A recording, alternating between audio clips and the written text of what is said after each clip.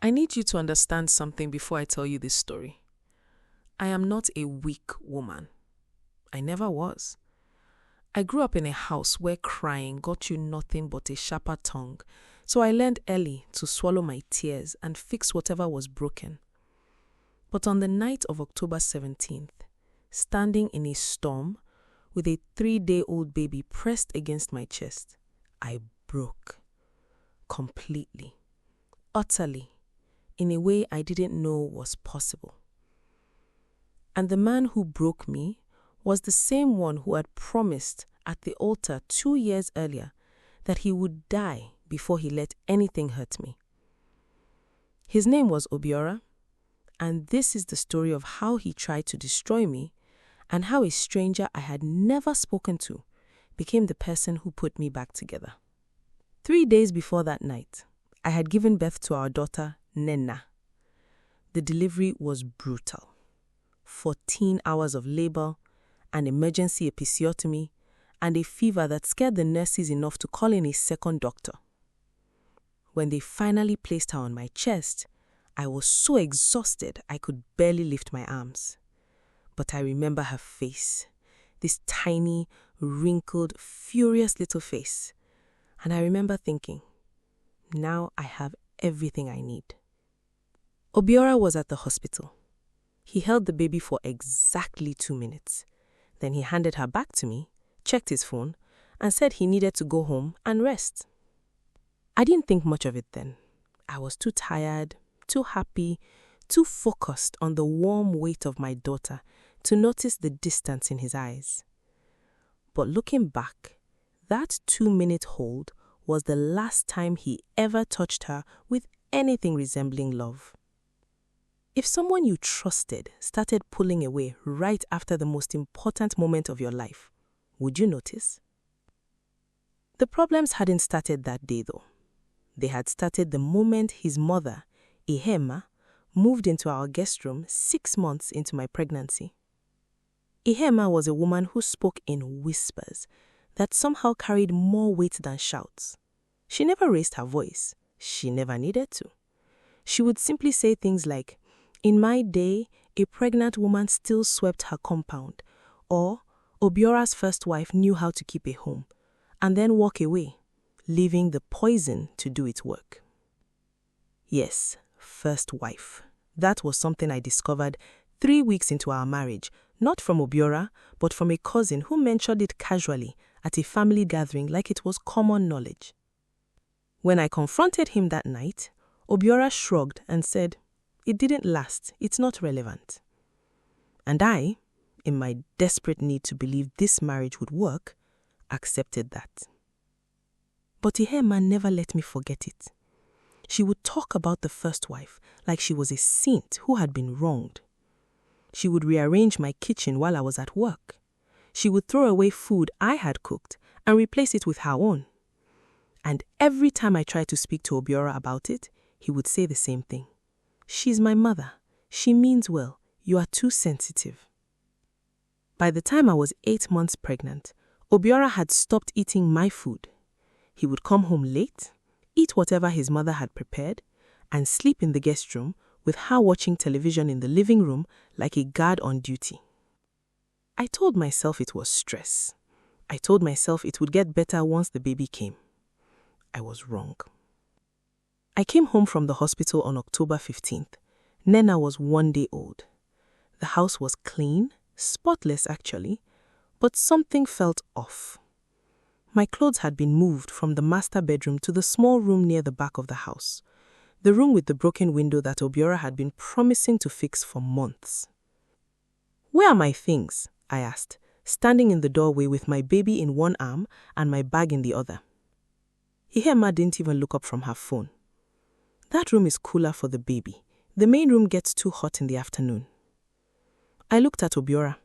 He was sitting on the couch, scrolling through his phone. "Obiora, did you move my things?" "She's trying to help, Chisom," he said, not looking up. "Just go and rest." I wanted to fight. God, I wanted to fight. But my body was screaming, my stitches were burning, and my baby was starting to fuss. So I walked to that small room, lay down on the bare mattress. They had even removed my bedding, and cried silently while Nena slept against my chest. For 2 days, I existed in that room like a ghost. Ihema brought me meals on a tray like I was a tenant. Obiora didn't visit once. When I went to the kitchen to warm Nena's formula, Ihema followed me and stood there watching until I finished, then took the bottle from my hand to wash it herself. On the evening of the 3rd day, October 17th, I heard Obiora and his mother talking in low voices in the living room. I couldn't hear everything, but I caught fragments. She needs to go back to her family's house, and the baby can stay, we'll raise her properly. And then Ihema saying, I told you she wasn't the right one. My blood went cold. I pressed my ear closer to the door and it creaked. The talking stopped. A moment later, Obiora appeared in the hallway, and the look on his face was one I had never seen before. Not anger, not guilt, indifference, like it was a piece of furniture he had decided to get rid of. Pack your things, he said. What? Pack your things and leave tonight.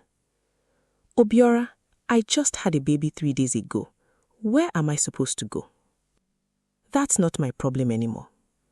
I stood there shaking, holding Nena so tight she started whimpering. Please, please, at least let me stay until... Until what? His voice was flat. Until you make this house more miserable than it already is? My mother was right about you from the beginning. You came here with nothing, and you've done nothing but complain since day one. Nothing. I had used my savings to pay for half of our living room furniture. I had paid the hospital bills from my account because his wasn't working. I had cooked, cleaned, and kept this man's home running while he pretended his mother's cruelty was love. But I didn't say any of that. I was too busy trying to breathe. Ihema appeared behind him, arms crossed, a small smile on her lips. Not cruel, exactly, satisfied, like a woman who had finally gotten what she wanted. I grabbed Nena's hospital bag, the one I had packed weeks ago, the one with her tiny clothes and a single blanket, and walked to the front door in my nightgown and slippers.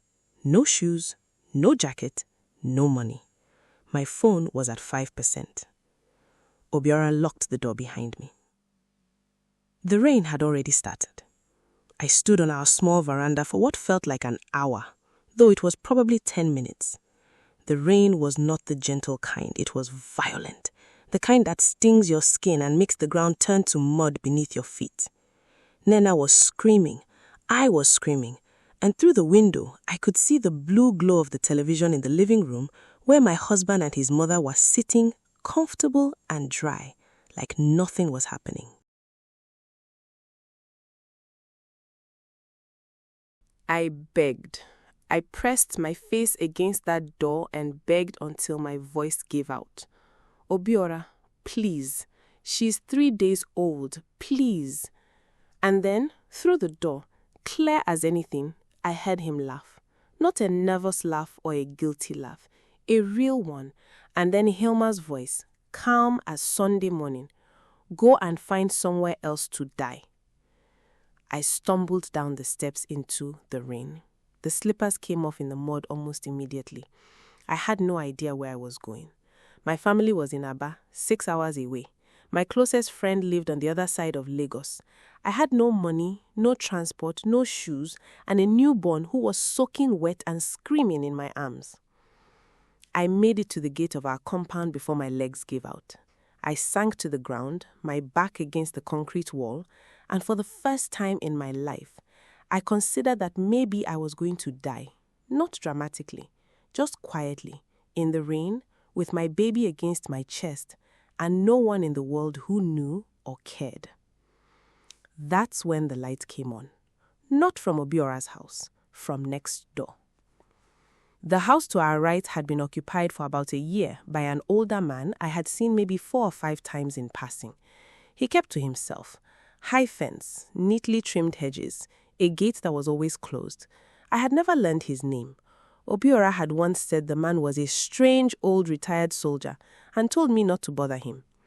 But now, in the middle of the storm, that gate was opening, and a tall, thin man in a simple white kaftan was walking toward me with an umbrella in one hand and a thick towel in the other. "Pick up the baby," he said, not gently, like another. "Pick her up properly and come inside, now." I was too stunned to argue. I wrapped Nena tighter against me and followed him through the gate, up a short path, and into a house that smelled like old wood, coffee, and something herbal I couldn't name. He took the towel and wrapped it around Nena himself, gently, with a care that made me want to collapse. Then he pointed to a chair. "Sit." I sat. He disappeared into another room and came back with dry clothes, too big for me, but warm, and a bottle of warm milk. He set them in front of me and said, "Change. I will heat milk for the child." I didn't move. I just stared at him. "Who are you?" He paused in the doorway. "My name is Solomon. Everyone on this street calls me Chief. I have lived next door to you for 14 months, and I have been watching your husband treat you like an animal for the last 8. He turned back toward the kitchen. "The milk will be ready in 3 minutes. That night changed everything. Not dramatically, not all at once, but in the way that a single crack changes a dam. You don't see the flood yet, but you know it's coming. Chief Solomon gave me and Nena his guest room. He didn't ask questions that night. He simply said, "Sleep. Tomorrow we talk." And for the first time in months, I slept. Not because I felt safe. I didn't know this man, not really, but because I had nothing left to give. My body simply shut down. The next morning, I woke to the smell of fresh akara and pap. Nena was already awake, lying on a soft blanket on the bed beside me, and Chief Solomon was standing in the doorway holding a tray. "Eat first," he said, "then tell me everything." So I did.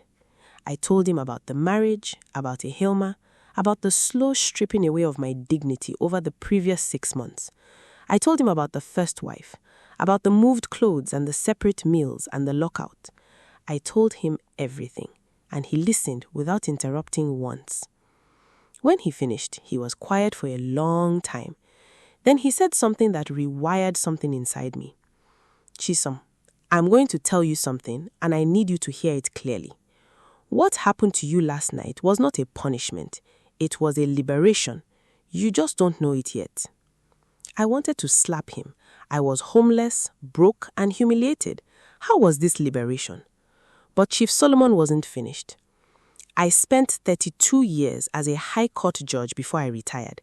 I have seen thousands of cases, domestic disputes, property fraud, inheritance theft, and I am telling you, with the certainty of a man who has seen the worst of what people can do, your husband did not wake up last night and suddenly decide to throw you out. This was planned, methodical, and if you sit here feeling sorry for yourself instead of thinking clearly, you will lose far more than a house." That's when I stopped crying and started thinking. Over the next few weeks, Chief Solomon became something I never expected, a mentor. He didn't give me money, he didn't fight my battles for me, but what he did was far more valuable. He taught me how to fight them myself. He had a small library in his house, and he pulled out books on business, on Nigerian property law, on women's rights under the law. Every evening after Nena fell asleep, we would sit at his dining table, and he would explain things to me in a way that made the world feel less overwhelming. But he also pushed me hard. "You have a degree in accounting," he said one night, about 2 weeks in. "Why did you stop?" I said, "Obiora said it was not necessary. He said he would provide." "And how did that work out?" I didn't answer. "Start again," he said. "Tonight, 1 client, even if it's small." That night, I sent messages to 3 old contacts. 2 didn't respond. 1 did. A woman who ran a small catering business and needed help organizing her finances. She couldn't pay much, but it was something. It was the first thread of a web I would spend the next 2 years weaving. Chief Solomon also helped me understand my legal position. Under Nigerian law, I had rights to the property I had contributed to financially. He helped me document everything: receipts, transfer records, messages. He even had a friend, a quiet lawyer named Barrister Wasu, who agreed to take my case on a deferred payment basis. But there was something about Chief Solomon that always felt slightly guarded, like he knew more than he was saying. Sometimes I would catch him standing at his window, looking toward Obiora's house with an expression I couldn't read. Not anger, not pity, something closer to anticipation. I asked him once, "Why do you care? You don't know me." He looked at me for a long moment and said, "I know enough." Then he changed the subject. 6 months after the lockout, I had moved into my own small apartment. I had 7 steady bookkeeping clients and was making enough to cover rent, food, and Nena's needs. It wasn't luxury, but it was mine. 8 months after, I registered my own company, Chisom Financial Services. Chief Solomon helped me structure it properly, drawing on decades of legal knowledge. Build it right from the foundation, he said. Not big, right. A year after, I had 15 clients, 2 part-time employees, and a growing reputation. Nena was pulling herself up on furniture, babbling nonsense that sounded like poetry to me, and sleeping through the night in her own crib in her own room. Obiora, meanwhile, had become a ghost story people told in hushed tones. I heard things through old mutual friends. He had lost his job at the logistics company, something about mismanagement. Iheoma had taken control of his finances and, according to one source, had borrowed a large sum to give to her other son, the one from her first marriage that nobody talked about. The house was falling into disrepair, the compound wall had cracked, the generator had broken and hadn't been fixed. I felt nothing when I heard these things. Not satisfaction, not sadness, just distance. Like hearing about a country I had once visited and had no desire to return to. But the story wasn't over. Not yet. 2 years after the lockout, I was in my small office reviewing a client's files when my phone rang. It was a number I had deleted from my contacts long ago, but somehow still recognized. Obiora. I almost didn't answer, but something made me pick up. Maybe curiosity, maybe the part of me that still needed to understand how a human being could do what he did. Chisom, his voice was thin, broken in a way I had never heard before. Please, I need to talk to you. No. Chisom, I have nothing. My mother took everything. The house, the money, even the furniture. She sold it all and left. I don't know why she went. I'm staying with a friend in Badagry and Obiora, I know what I did. I know. I was wrong, I was manipulated, but that's not an excuse. I made choices, terrible choices, and I have lived with them every single day. Please, just see me once. If after that you want me to disappear forever, I will. I should have said no.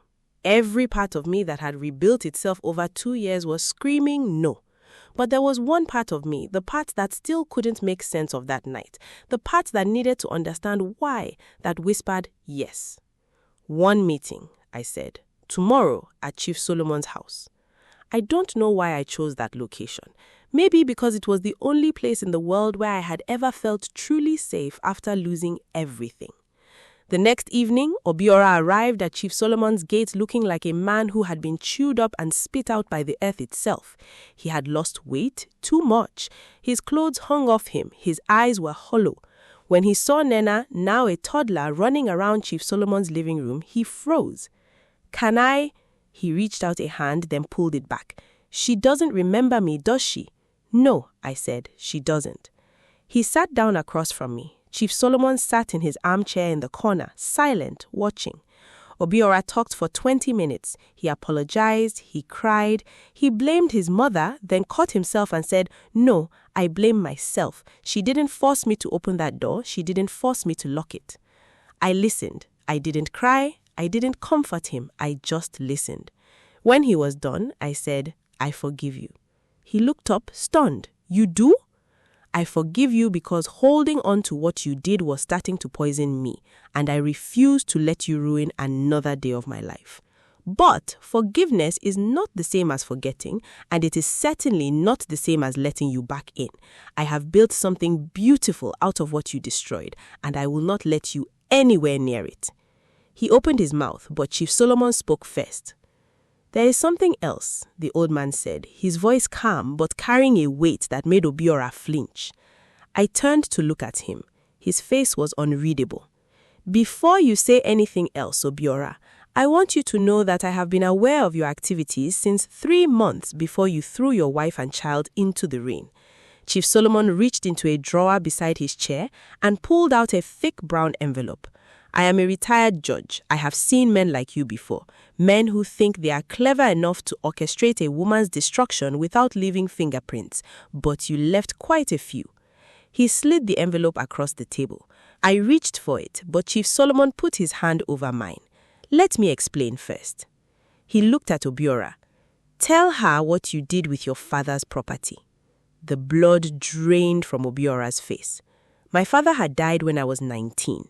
He had left a small piece of land in Aba, nothing lavish, but it was mine, the only thing he had been able to pass down. I had mentioned it to Obiora once in our marriage, in passing. I had never thought about it again. Tell her, Chief Solomon repeated. Obiora's mouth opened and closed. Nothing came out. Chief Solomon spoke instead. 6 months into your marriage, Obiora used a forged power of attorney to take a loan against your father's property, 4 million naira. He used part of it to fund a business venture with his mother's other son, the one nobody talked about. The venture collapsed within 4 months, the loan defaulted, and the bank has been pursuing the debt against the property. The room tilted. That can't be true. I never signed anything. You didn't need to, Chief Solomon said. He forged your signature.